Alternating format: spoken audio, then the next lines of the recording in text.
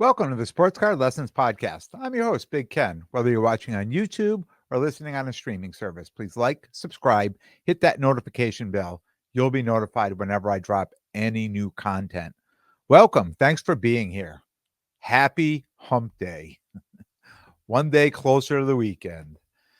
I want to thank Jonathan at Homer Sports Cards for coming on the last episode. It was a great episode. If you missed it, definitely go back and listen to it. A lot of good feedback from that, and I hope to try to do some more of that kind of stuff as I move forward here in season 5. The fantasy gods, they were mad at me this past week. Actually, the first 2 weeks, I think they've been mad at me. This past week, I lost in 2 leagues by less than a point, 0.80 and 0.25. I lost. It just one catch on both of them. One catch at the end of the game sunk my ship on in both those leagues. So, and in week 1 was similar. I lost, I think, 3 by less than a point or 2 points. And last year, which was a great year for me, I felt I was winning all those games. Those really close games, I was winning them all. And this year, so far, first 2 weeks, I've been losing those games. So I hope that's not what's to come later in the year, because it's frustrating right now. It's not so bad. It's still early. It's a long season, but it's still frustrating. Those these couple of these leagues, you want to jump out with early wins, because they get tougher and tougher as the season goes on with injuries and bye weeks and things like that. So I had a bunch of pickups, some mail days, a PSA order came back, a bunch of cards to share with you. I'm going to share those cards with you a little bit later. But first, let's just jump into the episode. It never fails when I do an episode and I talk about buying or selling or even using the word comps, right? I always get a few comments of people saying, I would never sell my cards to you at 80% or 85%, or I don't know why people do that, or, just always stuck on these low percentages. And I understand, I know where it's coming from, but I think to myself, as a dealer, I'm not going to be selling at 80 or 85%. Not on all cards, right? Maybe some cards, right? But not all cards are equal. Not all cards are equal. And that's an important thing to understand. We just went through a period of time uh in the hobby where kabooms and downtowns, they were fetching 100% of comps at shows. At shows, 100% of comps. And people were stuck. They weren't willing to budge on those cards. And most people had them priced way over. If a card was at 700, they may have had it at 850 or 900 and looking to get maybe 110 or 120 or 130% comps on those cards just because they were the most popular cards. And I'm going to be referring to football now because it's what I know, and it's what I buy and sell. And most of you are doing football as well, or at least no football. But anyway, I mean, it's generally really about the comps and the cards, but I'm going to use football right now. Most quarterbacks that are active, right, and playing well, sales are generally 92, 95% comps on they're the most popular. It's what everybody wants. Everybody wants the quarterbacks. Wide receivers, a little bit lower, maybe 90%, 91%. Running backs go a little bit lower, 87, 88, maybe 90% on running backs. And I'm just being general here. But we know it depends on the player and the hype at the time, how well the player is playing, is their team doing well, or, no injuries, or, there's just so many different things that come up. And I'm not even going to talk about the time of year, because the comps change throughout the season. So we're just worried about the comps of the card and not whether they're way up or way down because it's in season or off season. So now what happens to a quarterback who gets hurt, gets benched, he gets injured, he gets a concussion for the fourth time, and we have no idea if he's ever going to play again, right? Do we sell that card at 80 or 85%? I would, right? Either that or you're going to be sitting on that card for a long time, especially with an injury. You know, how many people had Joe Burrow cards last year when he had a season-ending injury? And if you go back and look at the comps of his cards, right, you knew exactly when he had that injury because all his stuff dropped, right? All his prices tanked. At that time of the injury, would you have sold this card for 80 or 85%? I would have. I had my Tua cards this weekend in my case. Somebody offered me 80% or 85%. I would have let those cards go. Like, I have no idea if he's coming back, if he's going to play again, right? But at this point, I would rather, right, take the L on it, move that money into something else than just sit on it and wonder what's going to happen. So when we talk about comps, not all cards are treated equal. As a dealer myself, personally, 90% of what I buy at shows are cards that I'm not going to be selling for 4 or 6 months. Right? So I'm paying strong because for most of them, it's the off season, right? The cards are generally down. So I don't mind paying 90, 95% on those cards because I know on those cards, when the season gets up and going, those cards could be up 20 or 25%. It's not a guarantee, right? And they not all are. I mean, I buy a good selection of cards that it can equal out, right? So that it's all going to equal out at the end. And I'm going to do okay at the end, right? I'm not getting rich here, but I'm going to do okay at the end. Any football cards I buy in season, I'm completely transparent with people. If I'm going to make an offer lower than 90%, I'm going to give them a reason. I'm going to tell them why. This is why I'm offering this. Not saying you should be taking it, because there are times when people come, I'll say, I'm going to tell you what my offer is, but I honestly think you should keep that card, and this is the reason why. I'll have that conversation with people too. But in season, if I think players, football again, if their card has room to grow in season, I'm willing to pay 92, 93%, right? People say no to me more than they say yes, at shows. And it used to be when I first started, I was sitting at the door when people first came in.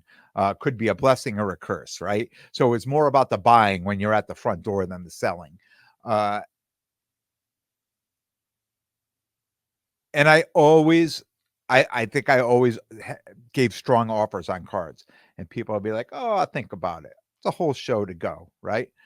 They walk up. A lot of times people would come back and be like, "Oh, you're still good at this price on this card?" Well, yeah, maybe I might have to go a little lower now. I was good when you first walked through the door. Now that you shopped it throughout the room, and I know you still have the card, maybe I was offering too strong.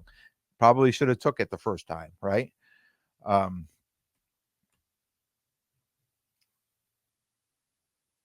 But in season with football, I'm only going to buy cards that have the potential to grow, right?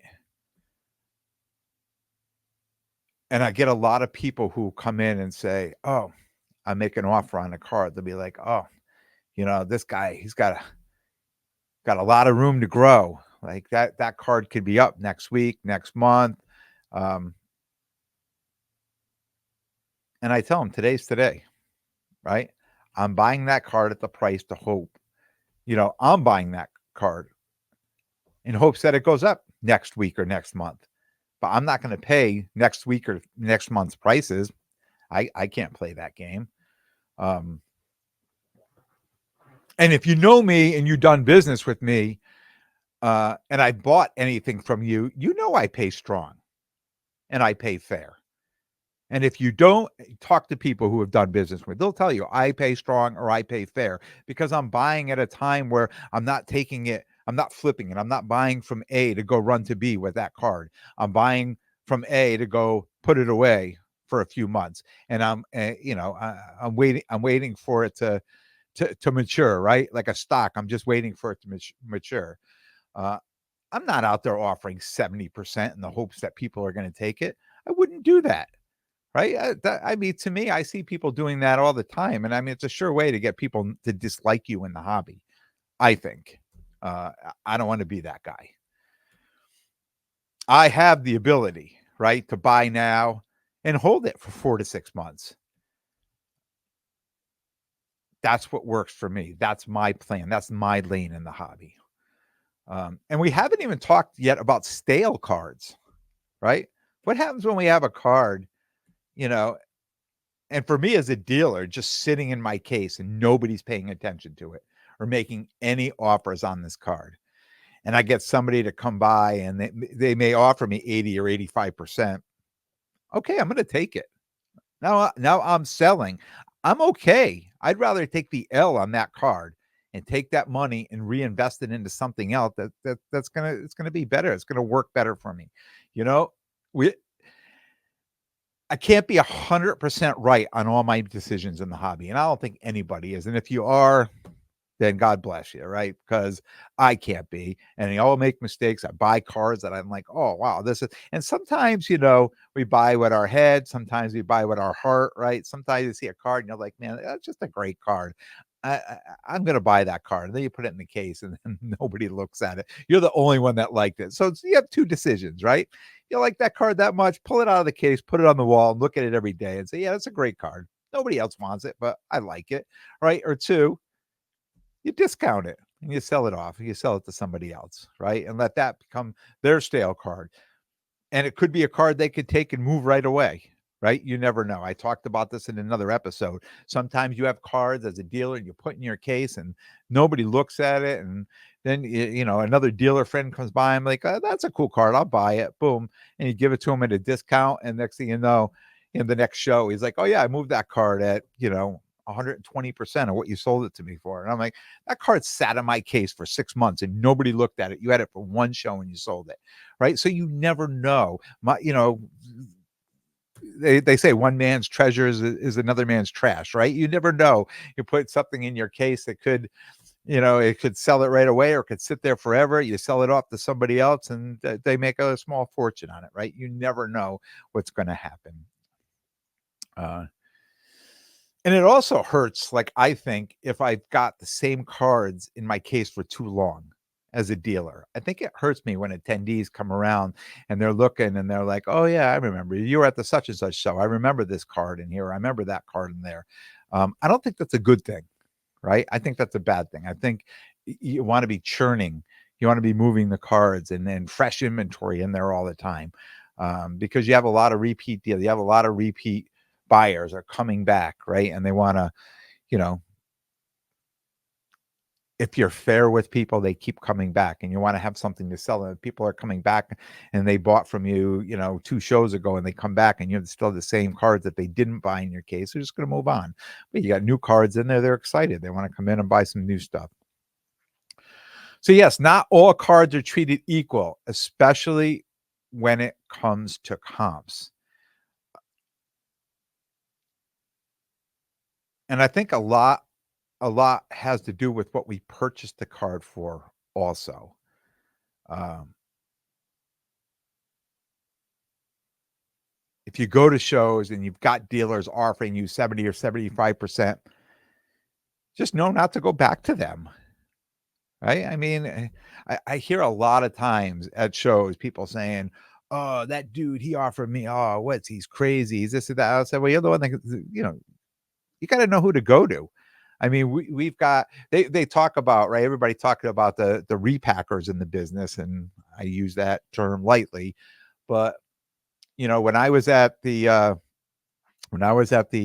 Causeway show, there was a guy showing up. He hit about 3 tables and then he just went and sat down on the side and he had a line of people buying from him. I mean, a line of people. I mean, I looked over and there was 6 or 7 people deep standing there in line with their cases, arm crossed, just waiting for him to finish up. I mean, he didn't even have to go to dealers' tables because all the people who were at the show were lined up to sell to him, right? So how do they know? If I walked up to a show and I saw him over there, right, I'd probably go over and ask what's going on, right? But is this dude paying 100%? Why is everybody waiting in line to sell to him, right? But people know him, right? He's made a name for himself, and the people in the hobby know he's the guy to sell my cards to, right? So if you're that dealer in the hobby and you're offering 70, 75%, people just don't go to people are just not going to go to their table, right? You're going to know better. I mean, it's just common sense.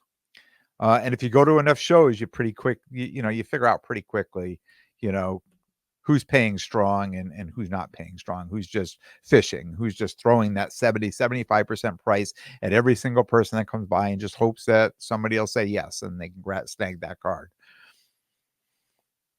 I just had a couple of examples of two cards that I picked up last weekend, and I'm talking to you about, that I pay strong on these cards. So two cards that I bought. This was a 2018 Panini Prism Lamar Jackson Hyper Prism PSA 10 and the 2020 Panini Donruss Optic Travis Kelce Downtown PSA 9. Okay. I bought both. These are the two cards that I bought from Jonathan, who's had set up next to me. So the last sale on the Lamar Jackson public sale, $656. I paid $650 for it. The Travis Kelce, $515. I paid $500 for it. So a few dollars both under the last comp, with the idea that I know that these cards can go up. I wasn't in there offering, and I would have done this to Jonathan anyways, but I wasn't in there offering 80 or 85%, which I think most people would, right? Could he have sold these for more money? Possible. If somebody felt like me saying that, I think that card has the ability to go up, maybe looked at last year's sales, maybe if he can make the playoffs again. Of course, Travis Kelce is on a team they're trying to, three-peat my team. Let's go Chiefs. But they could go the other way too. Anything can happen to these two players, right? There could be an injury. The team could, the Ravens now are 0-2, right? Yes, they're 0-2 right now. And the Chiefs are 2-0, right? So here's two guys, 0-2 and 2-0. The chances of both these cards doing well are really pretty slim, But this is what I'm talking about, offsetting. I bought two different cards. I paid strong, but I felt one of these cards is going to go up. And it'll probably make up. If the other one doesn't go up, it'll either break even or make up for the loss that the other one. They both go up, great. It's a home run. Like, I've done really well. I pat myself on the back as a dealer. Things worked out well, right? But if they don't, it's on me, right? And it's up to me to figure out, do I hold? Do I sell? And right now, I'm just going to put these cards aside. I'm not going to go throw them in the case right now because I know the comps have not changed since last week, right? So now I have to give it a few weeks or wait for one to do something exceptional when the price can come up on that card. Just my thoughts on that. So we're talking about, I guess the last thing to talk about now is the comp itself, right? And how are we coming up with this number? Because that's such a big deal, right? I mean, we could say 90% of comps, 95% of comps, but what's the comp? How are we coming up with that number? And how I come up with it and you come up with it and somebody else, everybody's coming up with that number differently. I just showed you these two cards and I told you the last sale. Those were the two last high sales on eBay of both these cards, right? Which was the last sale. We all look at recent sales to get the comps. But it really depends on what side of the table you're on at a show, to depend on what the comp is, what the value of that card is. Me looking at the high sale, you looking at the low sale, right? Now we have to meet in the middle somewhere on this if we want to try to get a deal done. And there could be a big discrepancy of what we think is the comp. People come in, they say all the time, you see this at the shows, the people come up and say, hey, if I take a bunch of these, could you do, could you make me get me a deal? And the first thing you're asking is, oh, what are your percentage? Oh, 92%. Well, 92% is good if it's on my comps, if it's what I'm saying, but is it 92% of your comps, which could really mean 85% to me, depending on what you feel the comp is on the cards. So we may or may not get a deal done. There could be a pretty big discrepancy of what we think the comp is on the card. And I know people say, standard, last 3 sales, get the average of them. I mean, that's okay. But what if the card's on the rise? What if the card's going up? What if the last 3 sales are 100, 200, and 350, and there's a buy it now on eBay for 400, and there's one on bids, say at 310, with bids with the day to go?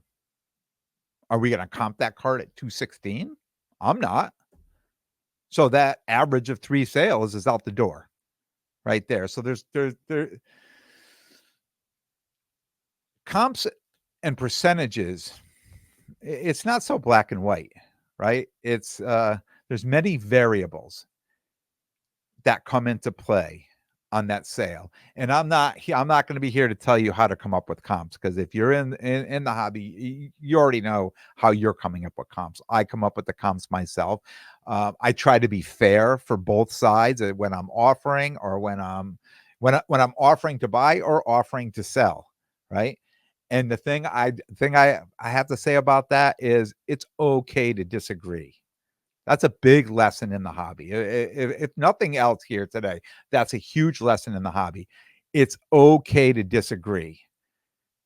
You don't need to get mad at people if you guys can't see eye to eye on what the value of a card is.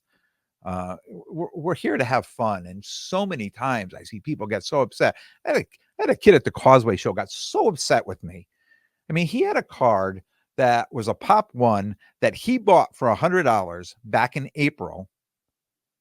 Pop 1, the only sale was him buying the card, and he came up to my table and asked me if I wanted to sell the card, right? And then I'm thinking to myself, well, I know you paid $100 for this card back in April, and now you're trying to sell the card. But does that necessarily mean that the comp is $100 on that card?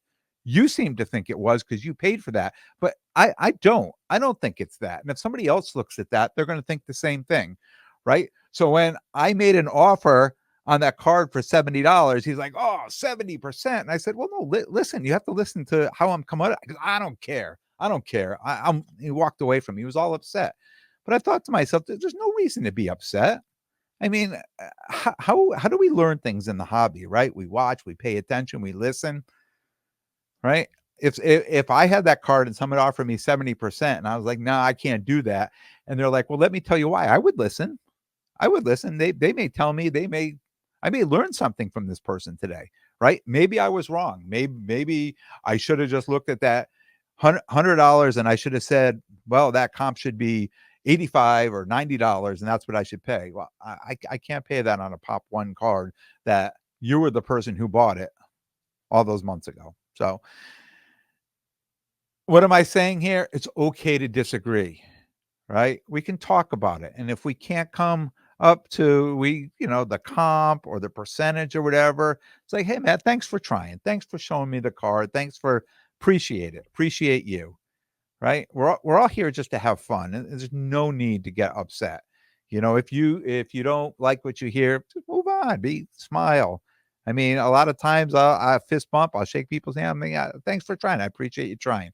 I don't get as many deals done as I try to, and I don't think most people do. But it's okay that we didn't make a deal. No need to get upset. So pickups. I showed you two from the Stanford show, the Lamar and the downtown Kelsey. A couple more pickups I had there. I picked up, so this was interesting. On Saturday, I picked up this Panini, the 2024 National Panini VIP Gold, Arch Manning, Prospects, Red Sparkle, PSA 9, number to 149, 10 of 149. So I picked this up on Saturday. I just thought it was a great card when it came. I probably paid a little strong on it, but I wanted the card. I wanted to have the card. Well, of course, he goes out, Saturday night in the game. He ends up getting in the game. The starter got hurt, and he just plays amazing, right? So the next day on Sunday, right, all of a sudden, this card gets listed by like 8 people on eBay for like 5 times more than I paid for it. And the person I bought the card from, right, came back and said, "You want to sell that card back?" No, I'm keeping that card now. That card's all mine, and it's a hold for me now. I'm excited to have the card. Well, another pickup I had. This card's a pop 3 with no public sales on it. So I really took a chance on this card, but I like the card. It's a 2020 Panini Obsidian Jalen Hurts. It's the trifecta. There's 3 patches. It is a PSA 10, and it is numbered to 25. So it's one of his rookie cards.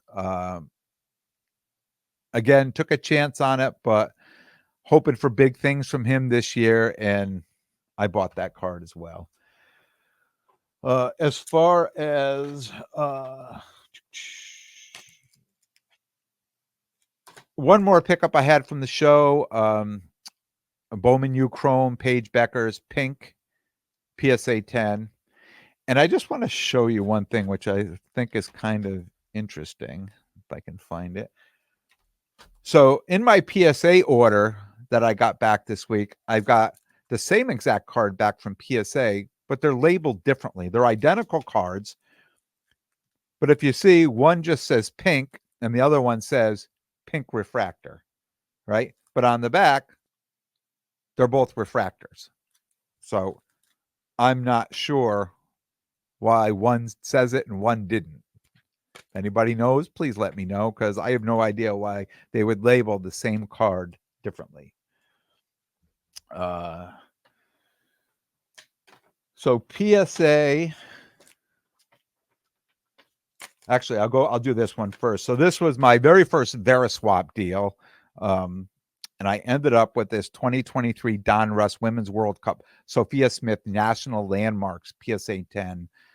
I have the Trinity Rodman of this card, which the Trinity now, I think it's like a pop 7 or 8, but this one here, the Sophia Smith, is a pop 4.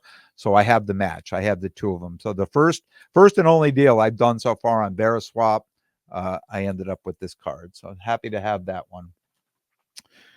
Okay, the rest of the cards came from my PSA order. Card that I pulled, Roshan Johnson Mythical Don Russ Optic, that came back a 10. So that is I think a pop 3 with no sales on that card. Juju Watkins, Bowman University, PSA 10. This is her base card.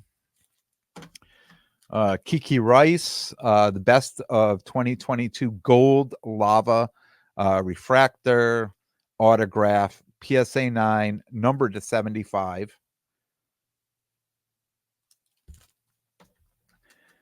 Trinity Rodman, this is a short print. In fact, I had 2 of these. Where's my other one here? So I sent 2 of these in, and here's another secret I have for you. If you want to get a PSA 10 and you have 2 identical cards, just send 2 in together, because it seems like now every time I'm sending 2 in, one comes back a 10, one comes back a 9. So I'm happy. These were the short prints from the 2024 Parkside. So happy to have those. Hendon Hooker, the Don Russ Optic Hollows, again, proving my point. Here's a 9 and a 10, same card. Send 2 in, one will come back a 10. I have a Sam Laporta hollow. I didn't have 2 of those. That's why I only ended up with a 9. If I had a second one, I probably would have had a 10. Anthony Richardson, Donruss Optic, Blue Stars, PSA 10. So another card that I pulled. Happy to have that. And here, well, I had 10 of these, and they all came back to PSA 10. So what are the chances? The 2024 Topps Now Juju Watkins first pitch, right? I went 10 for 10. I bought 10 from Topps, sent all 10 in, and they all came back PSA 10. What are the chances there? Anything else that I would send, I would never get all 10s on. That's it. That's all I have. That was a busy week. All this stuff. Very excited. It's always fun to get a PSA order back. It's fun to, have mail days and get stuff from Veriswap. And, it's fun to pick up cards at shows. So that's why we love this hobby. That's it. That's all I got for you. I will be back Monday with a brand new episode. This weekend, Saturday. I don't know where I'm going yet. Look, follow me on Instagram. I'm going to go somewhere on Saturday. I think it might be American Dream Mall, and there's another show within 15 minutes or 20 minutes of that. I may do those 2 shows on Saturday, just walking those shows. And Sunday, I'm setting up at a show in Danbury, Connecticut, a local show setting up in Danbury. So if you're out and about in Danbury, or you're out at those other shows, look for me. Just might find me. I want to thank everyone for tuning in. And if you like what you hear, please definitely subscribe. And most importantly, tell a friend and spread the word. Until next time, take care of yourselves and everyone around you.